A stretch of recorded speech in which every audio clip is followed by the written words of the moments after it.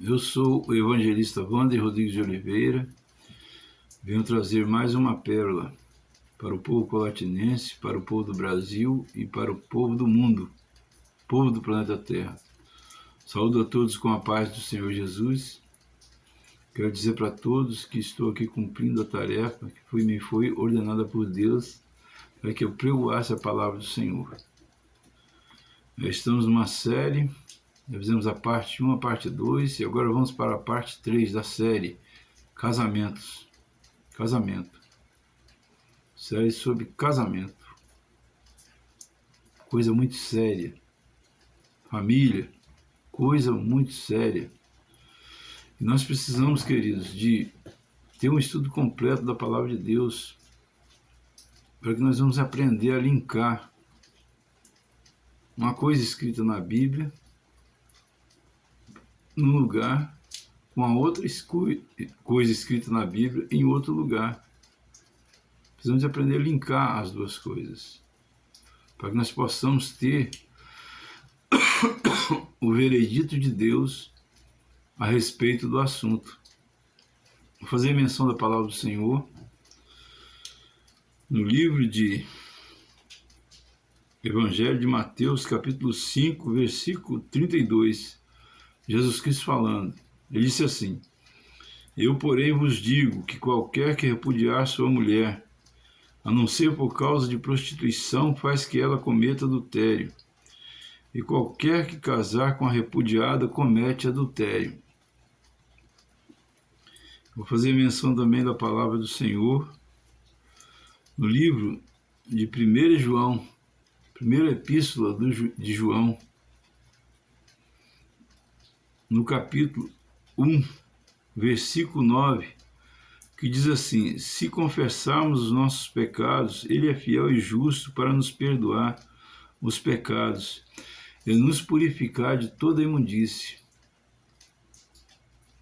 Eu resolvi, queridos, criar esse canal no YouTube para trazer a verdade a respeito da palavra de Deus. Porque tem pessoas aí colocando um jugo pesado nas costas dos outros por falta de ter conhecimento da palavra de Deus, por falta de ter discernimento da palavra de Deus. Muitas pessoas se apegam nesse versículo que Jesus Cristo falou em Mateus 5. Eu, porém, vos digo que qualquer que repudiar sua mulher, a não ser por causa de prostituição, faz que ela cometa adultério. E qualquer que casar com a repudiada comete adultério. Então, quer dizer, aqui está falando com clareza que comete pecado. Se ele repudiar uma mulher, faz com que ela cometa adultério. Por quê? A mulher, depois de repudiada, depois de divorciada, ela não vai conseguir se conter. A maioria das mulheres, pelo menos, são assim. E os homens também. Não conseguem se conter sexualmente. E acabam caindo do pecado. Mas nós precisamos de ter entendimento a respeito da palavra de Deus. Quando Jesus Cristo falou isso aqui, está aqui no Evangelho de Mateus, capítulo 5. Então, o contexto temporário dessa leitura é muito importante a ser considerado. Quando Jesus Cristo falou isso, ele não havia ainda morrido na cruz do Calvário para perdoar os pecados do homem e não havia ainda inaugurado o tempo da graça, o tempo do perdão, porque ele morreu para pagar o preço pelos nossos pecados e ressuscitou para perdoar os nossos pecados quando nós confessarmos. Eu acabei de ler lá em 2 João, em 1 João, capítulo 2, versículo 9, capítulo 1, versículo 9, está escrito: se confessarmos os nossos pecados, Ele é fiel e justo para nos perdoar os pecados e nos purificar de toda a injustiça.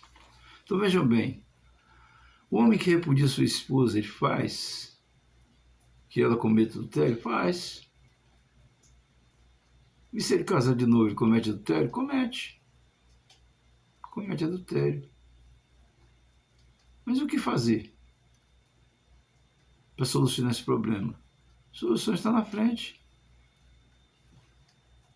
Está escrito assim: se confessarmos nossos pecados, ele é fiel e justo para nos perdoar os pecados e nos purificar de toda a injustiça.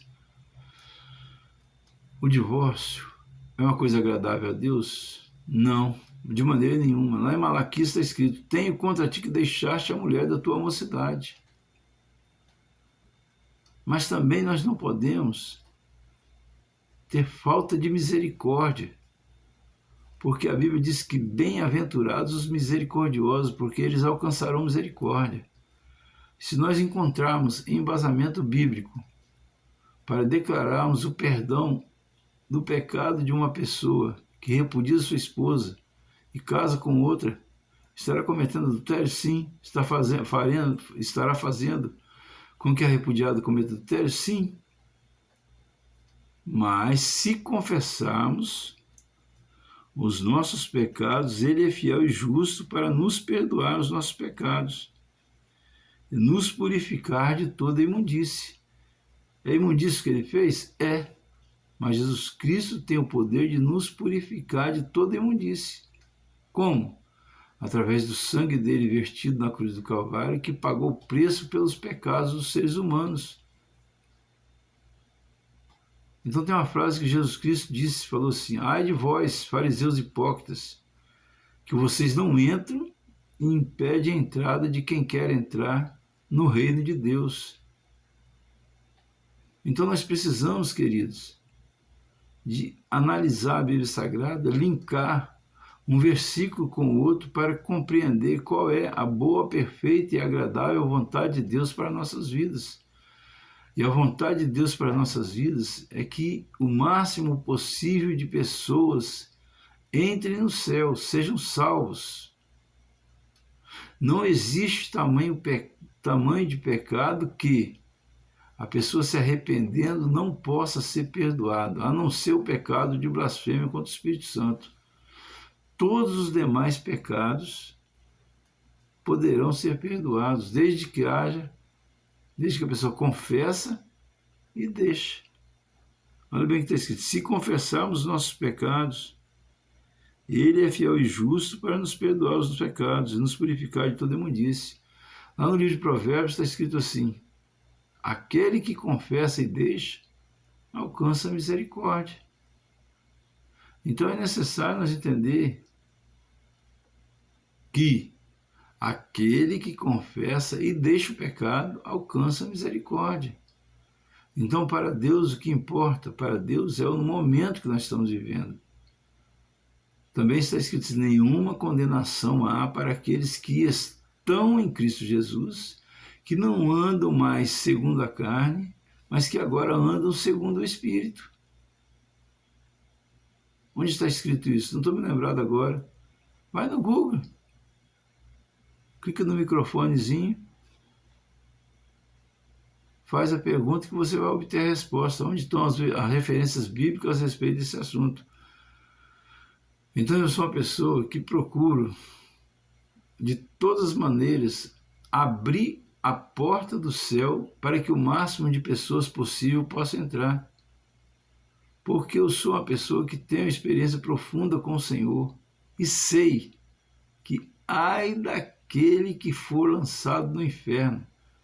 Me dá vontade de chorar quando eu olho para as pessoas que não querem ler a Bíblia e não querem fazer o que está escrito nela e que ignoram quando nós falamos com eles. São pobres coitados, carentes da nossa misericórdia, e que nós precisamos de levar para essas pessoas uma palavra que esteja prevista na Bíblia Sagrada de absolvição e não de condenação. Olha bem o que está escrito no livro de 1 João. O livro de 1 João foi escrito depois que Jesus Cristo havia morrido na cruz do Calvário. Jesus Cristo morreu para pagar o preço pelos nossos pecados. Ele disse: aquele que repudia sua esposa faz com que ela cometa adultério, a não ser por causa de prostituição. Mas ele disse isso antes dele pagar o preço pelos pecados.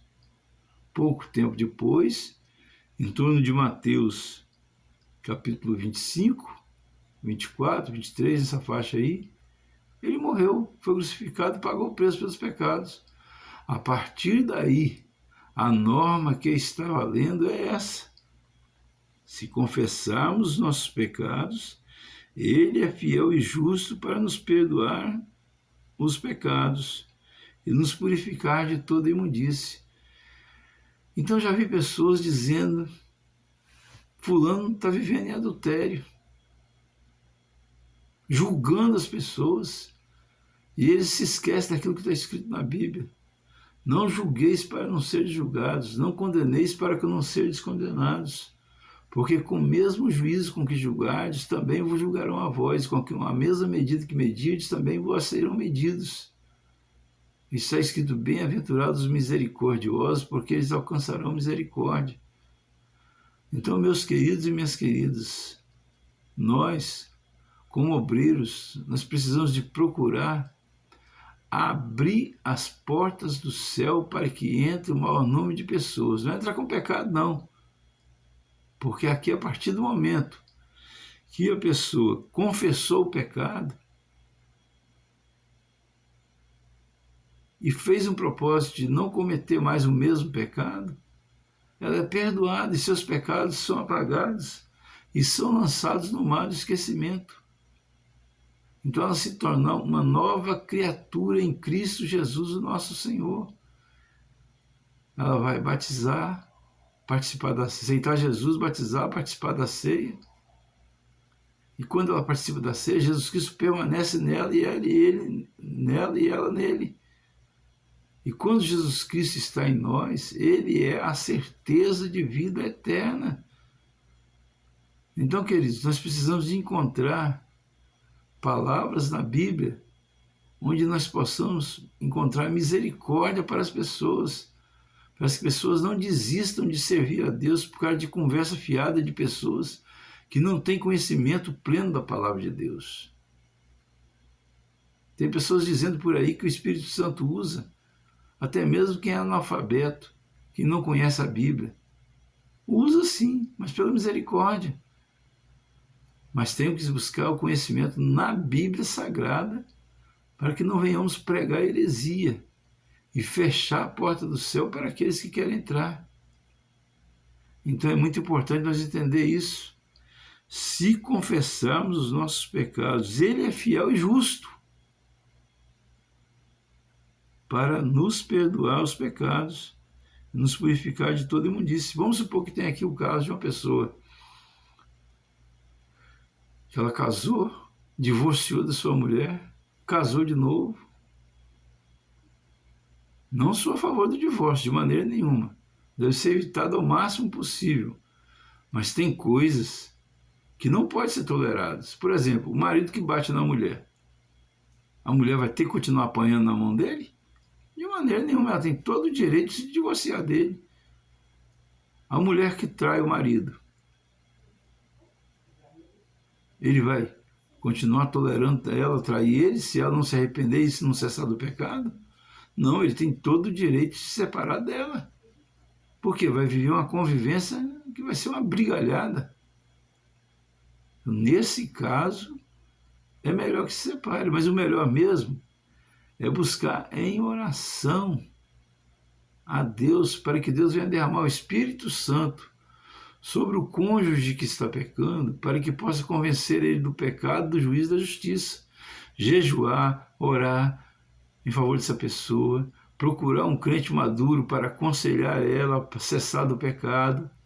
Aí depois de esgotar todas as possibilidades, se a gente vê que a pessoa, chamar o pastor para ir lá conversar com ela, depois de esgotar todas as possibilidades de arrependimento, e ela endurecer o coração e continuar cometendo o pecado, aí o cônjuge que está vivendo com essa pessoa tem o direito de se separar. Por quê? A decisão de pecar não partiu da pessoa que está se separando. A decisão de pecar partiu daquele cônjuge que está vivendo em adultério, ou daquele cônjuge que bate na sua mulher. De maneira nenhuma um homem pode bater na mulher, como também de maneira nenhuma uma mulher pode bater no homem. Isso não pode acontecer, isso é demônio dentro do casal. E precisa ser repreendido como? Através da oração. Eu, por exemplo, tenho 31 anos de casado. Já passei por muitas situações difíceis no casamento, todos nós passamos. Mas o que eu fiz? Minha mãe sempre falava, meu filho, quem cala que vence. Eu, calava minha boca, entrava para o meu quarto e ia orar. Ou senão ia para o monte e ia orar. Quando eu voltava, estava tudo apaziguado. Mas já tem gente que não tem essa fé que eu tive, graças a Deus, porque o Senhor me deu, que não é mérito meu. Tem casos que tem que ser toleráveis, o divórcio. Uma mulher não pode ficar apanhando o marido o resto da vida. Uma mulher não pode ficar sendo abusada sexualmente pelo marido o resto da vida. Assim como também um homem não pode ficar apanhando uma mulher o resto da vida. Um homem não pode ser abusado sexualmente pela sua mulher o resto da vida. Porque tem também esses dois casos. Então, cada caso tem que ser analisado separadamente. E à luz da palavra de Deus. Para que nós venhamos cumprir a palavra de Deus na vida nossa e na vida das pessoas. Nós não podemos de maneira nenhuma julgar uma pessoa sem que o nosso julgamento esteja de acordo com a Bíblia Sagrada. Por quê? Porque senão nós estamos julgando segundo a nossa vontade. E nós não somos Deus para ter a sabedoria suprema e eterna que é capaz de julgar com justiça as pessoas que precisam de ser julgadas. Então veja bem, queridos, eu quero deixar essa mensagem. Casamento, parte 3. Mas o ideal, queridos, é que uma família nunca se desfaça. Meu Deus, eu fico observando casais com um bebezinho no colo, se separando. Meu Deus, não tem amor por essa criança não, pelo amor de Deus. Ah, mas minha mulher errou comigo. Perdoa. Conversa com ela, senta os dois, fala, minha filha, você errou comigo, eu queria pedir um favor, por favor, eu te amo, quero o seu bem, não cometa mais o mesmo erro. É só uma questão de conversar, é só uma questão de amar, é só uma questão de perdoar. Devemos evitar ao máximo possível o divórcio, porque isso destrói o psicológico das crianças. E nós precisamos de amar as crianças, precisamos deixar o nosso egoísmo de pensar em nós mesmos e pensar nas crianças que são pessoas vulneráveis. Isso pode afetar fortemente o futuro dessas crianças. Psicologicamente, elas podem crescer crianças desequilibradas. E a culpa será nossa, porque nós não soubemos orar o suficiente para que Deus quebrasse o laço do diabo, que o diabo estava armando de separação para o nosso casal. Então nós precisamos de amar os nossos filhos, amar nossas esposas. Quem ama, perdoa até os inimigos, quanto mais a esposa que ofende, quanto mais o esposo que ofende. Nós não podemos desistir do nosso casamento. Nós temos que lutar até a última chance, até o último recurso. Queridos, então essa mensagem que eu quero deixar para vocês a respeito do casamento. E que o Senhor Jesus Cristo nos abençoe e nos guarde, faça resplandecer cada vez mais sobre nós sua luz, nos dê saúde, nos dê paz, nos dê alegria, nos dê salvação. Esse é o terceiro passo, terceira parte de uma série, a qual eu não sei quantas partes vão ter. Eu vou fazer a série até esgotar o assunto. E peço que todos acompanhem todos os passos, não façam julgamentos precipitados a respeito daquilo que eu estou falando, para que não saia falando mal de mim por aí, me difamando sem ter conhecimento.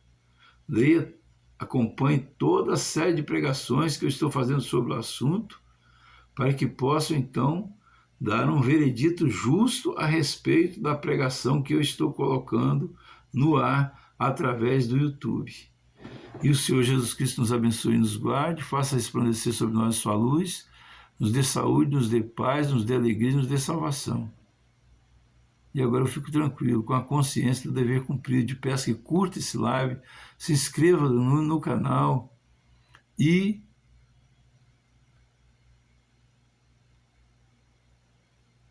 divulgue o máximo possível para todas as pessoas. Eu agradeço a todas as oportunidades em nome de Jesus.